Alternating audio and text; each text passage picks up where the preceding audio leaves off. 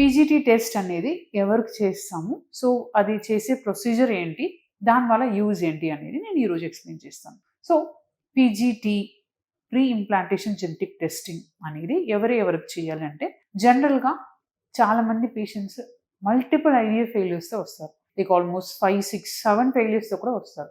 So వాళ్ళకి ఈ test అనేది మనం ఆప్ట్ చేయాలన్నమాట.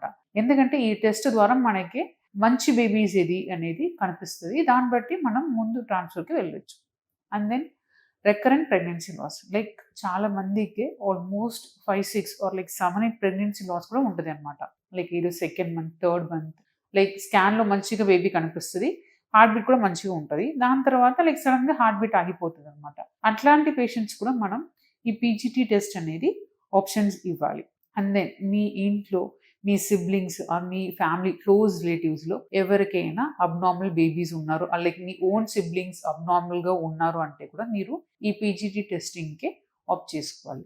అండ్ దెన్ నెక్స్ట్ మీ own baby, like first baby or second baby అబ్నార్మల్గా ఉన్నారు, ఏదైనా ప్రాబ్లం ఉంది, లైక్ చిన్నప్పుడు లైక్ క్యాన్సర్స్ ఉన్నాయి or like some leukaemia problems ఉన్నాయి ఆర్ సమ్ కిడ్నీ ప్రాబ్లమ్స్ ఉన్నాయి, కొందరికి క్యాన్సర్స్ రావడానికి కూడా ఛాన్సెస్ ఉన్నాయి. ఇట్లాంటి ప్రాబ్లం ఉన్న వాళ్ళు కూడా మీరు పీజీటీ టెస్ట్ అనేది ఆప్ట్ చేసుకోవాలి.